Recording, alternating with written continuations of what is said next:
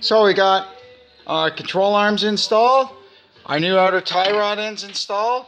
I put the lower dog bone back on, both sides. Now I'm gonna start thinking about putting my knuckles on. I gotta put the drive shaft back in on this side.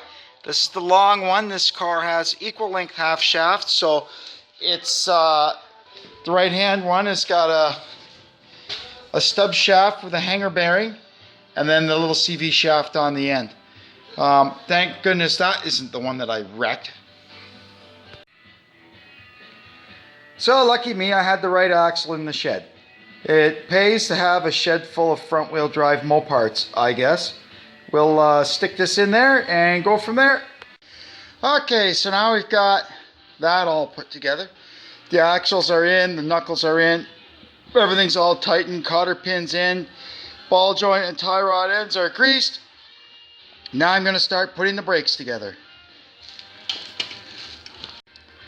Okay, now we're going to build up the new struts. I just bought some cheap Monroe Gasmatic struts from Rock Auto. Here's the old ones. Pretty sure they're the original ones. They've done their part. They just look awful. I think they work okay, but they're just disgusting. So let's change them out.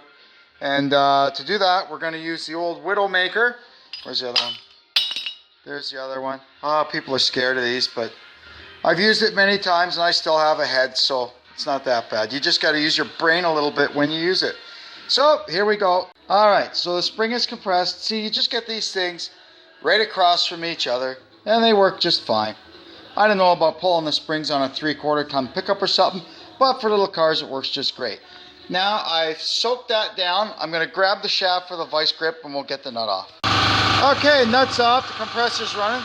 So we'll pull the top off. And then we'll be able to get the cushion and the spring. That's going to take 2 hands, so I got to put the camera down. Now we'll switch everything over to the new one. Start with the bottom cushion.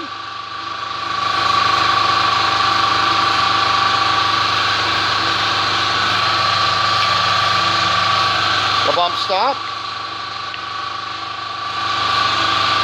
The bellows.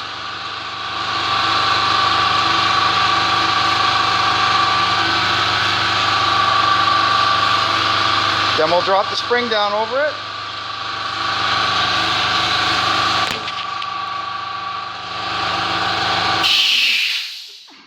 Whoops, bellows goes in the spring. Pretty good, eh? Okay.